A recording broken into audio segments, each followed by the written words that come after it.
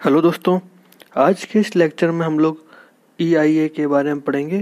EIA मतलब environmental impact assessment. Environment impact assessment क्या होता है? बेसिकली यह एक डिसीजन मेकिंग टूल है। यह एक ऐसा टूल है जिससे किसी जगह पर अगर कोई प्रोजेक्ट प्रपोज्ड होता है तो उस प्रोजेक्ट से वहाँ के इन्वायरमेंट पर या फिर वहाँ के कल्चरल या ह्यूमन के हेल्थ पर क्या इफेक्ट पड़ता है, इम्पैक्ट पड़ता है, उसको इवेल्यूएट करने में हेल्प करता है।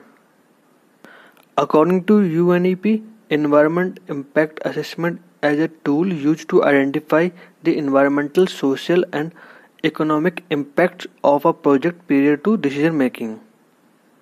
इसका मेन एम यही होता है कि कोई भी प्रोजेक्ट को सेटअप होने से पहले ही उसके द्वारा होने वाले इम्पैक्ट, एनवायरनमेंट पे इम्पैक्ट को पहले से प्रेडिक्ट कर लिया जाए और उन इम्पैक्ट को कम करने के लिए एक अल्टरनेटिव प्लान बना लिया जाए।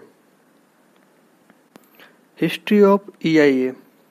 सबसे पहले EIA की शुरुआत 1970 से पहले हुई थी। यह सबसे पहले US में नेपा के द्वारा इम्प्लीमेंट हुआ था 1969 में। उसके बाद 1973-74 में कनाडा, ऑस्ट्रेलिया और न्यूजीलैंड में भी इम्प्लीमेंट हो चुका था। कोलंबिया में यह 1974 में होता, फिलीपींस में 1978 में। लेकिन इंडिया में सबसे पहले 1978 में इंट्रोड्यूस हुआ था with respect to the river valley project के द्वारा। EIA comes under notification on environmental impact assessment of development projects 1994 under the provision of Environment Act 1986। अभी 30 से ज़्यादा प्रोजेक्ट की कैटेगरी ऐसी है जहाँ पर EIA को मैंडेटरी कर रखा है। EIA की रिक्वायरमेंट को फुलफिल होने के बाद ही उन प्रोजेक्ट को एनवायरमेंटल क्लियरेंस मिलती है। इम्पोर्टेंट एस्पेक्ट ऑफ EIA के क्या कौन कौन से इम्पोर्टेंट एस्पेक्ट होते हैं? सबसे पहले होता है रिस्क असेसमेंट। ये रिस्क को पहले असेसमेंट कर लेता है। फिर दूसरा होता है कि इन्वायरमेंट मैनेजमेंट, कि इन्वायरमेंट को कैसे मैनेजमेंट करना होता है। देन उसके बाद होता है पोस्ट प्रोडक्ट मॉनिटरिंग, कि जब प्रोजेक्ट सेट होता है उसके बाद उस प्रोजेक्ट को मॉनिटर किया जाता है और वहाँ के इन्वायरमेंटल कंडीशन को चेक किया जाता है कि उस प्रोजेक्ट की वजह से वहाँ पर क्या क्या इम्पेक्ट हुए हैं। नेक्स्ट है इन्वायरमेंटल कंपोनेंट्स ऑफ EIA, कि EIA के कौन कौन से इन्वायरमेंट कंपोनेंट होते हैं। जैसे कि एयर इन्वायरमेंट, इसमें एयर की क्वालिटी को चेक किया था कि प्रेजेंट में एयर की क्वालिटी क्या है और आने वाले समय में उस प्रोजेक्ट के द्वारा वहाँ पे एयर की क्वालिटी पे क्या इफेक्ट पड़ेगा।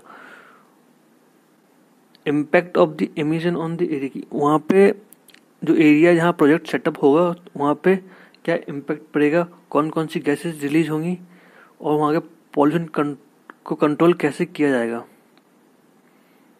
नेक्स्ट कंपोनेंट है नॉइज। इसमें वहाँ प्रेजेंट की नॉइज लेवल को चेक करते हैं और फ्यूचर में होने वाले नॉइज लेवल को प्रेडिक्ट करते हैं कि वहाँ पे क्या इम्पैक्ट होगा नॉइज के ऊपर, और स्ट्रेटजीज बनाते हैं कि कैसे इस नॉइज पॉल्यूशन को कम किया जाए। नेक्स्ट कंपोनेंट है वाटर। वाटर के पैरामीटर को चेक किया था कि क्यों वहाँ पे प्रोजेक्ट के द्वारा वहाँ के ग्राउंड वाटर अफेक्टेड ना हो या कंटेमिनेटेड ना हो, और वहाँ पे वाटर की कंटेमिनेशन को कैसे कम किया जाए। नेक्स्ट कंपोनेंट है biological environment.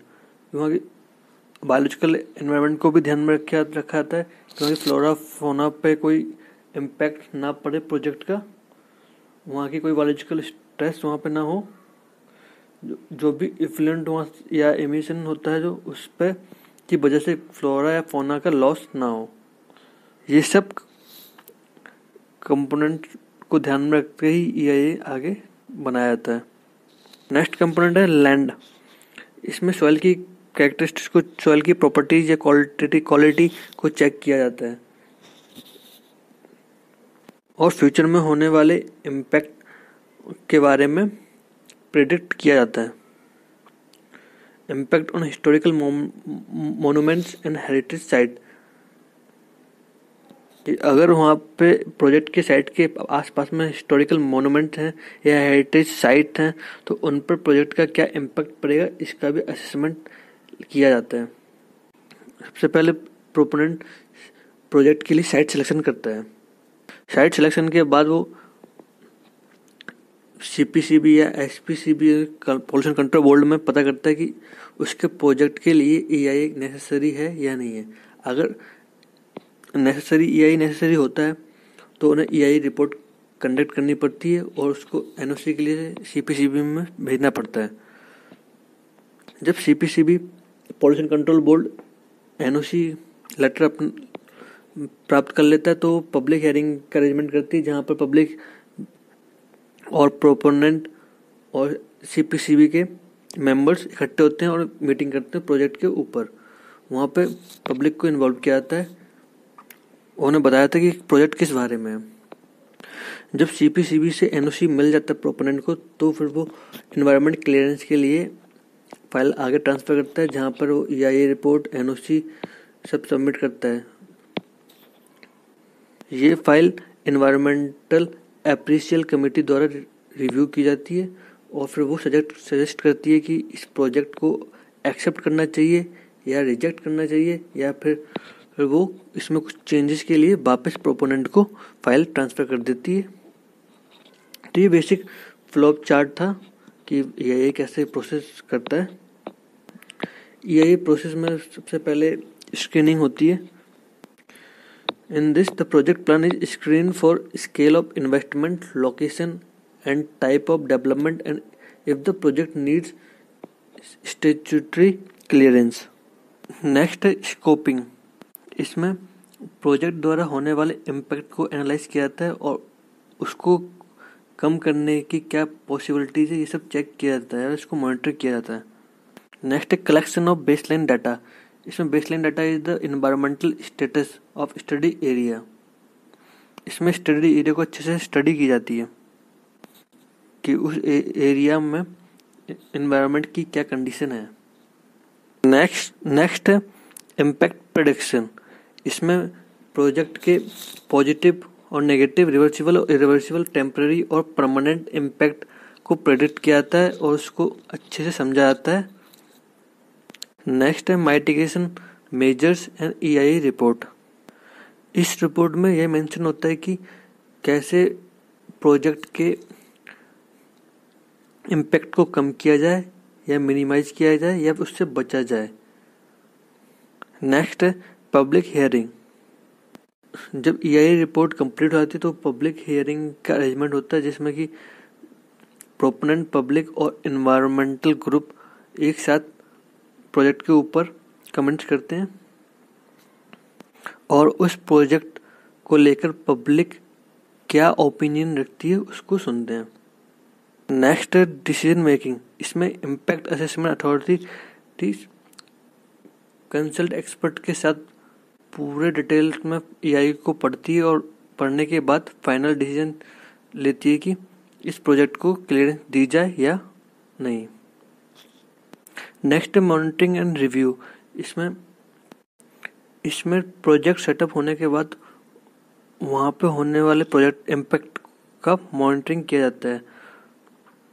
Time to time period में उसका मॉनिटरिंग किया जाता है। Steps in preparation of EI report. EI report बनाने में कौन कौन से स्टेप्स होते हैं। पहला कि collection of baseline data from primary and secondary sources. Next is prediction of impact based on past experience and mathematical modeling. Then evaluation of impact versus evaluation of the net cost benefit. उसके बाद preparation of environmental management plans to reduce the impact to the minimum. Next is quantitative estimation of financial cost of monitoring plan and the mitigation measures.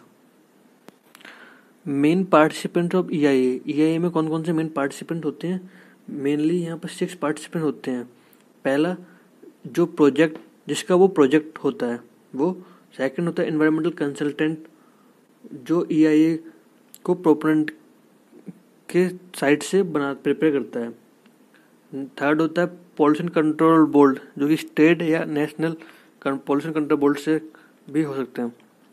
Fourth, public. इसमें public का भी role होता है जो अपने project के लिए अपना ओपिनियन प्रेजेंट करते हैं। Fifth, impact assessment agency. Sixth होता है regional centre of ministry of environment and forest. Next, EIA की जो एक्सपर्ट कमेटी होती है उसका कंपोजिशन कैसे होता है। EIA की एक्सपर्ट कमेटी में जो भी मेंबर होता है वो हर एक अपने अपने फील्ड का एक्सपर्ट होता है।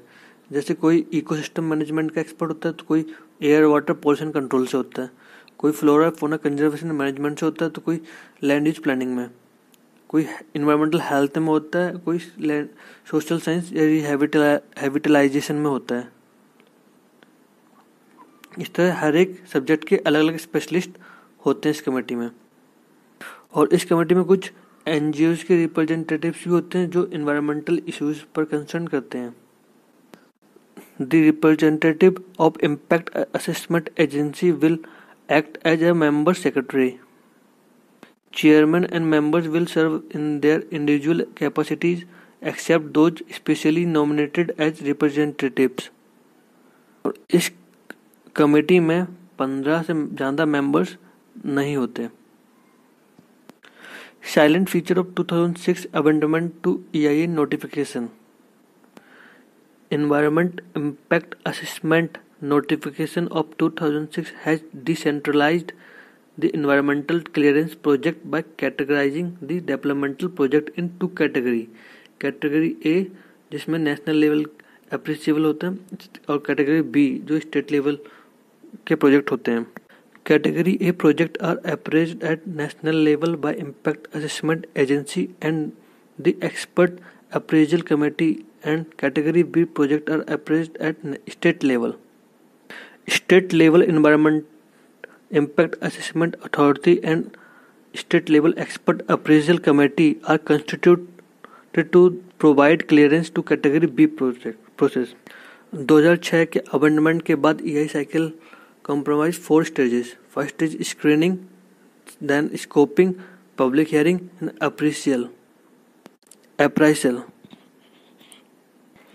Benefits of EIA.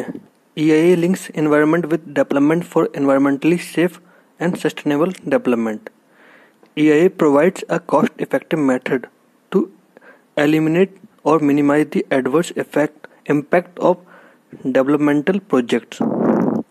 EIA enables the decision makers to analyze the effect of developmental activities on the environment well before the developmental project is implemented.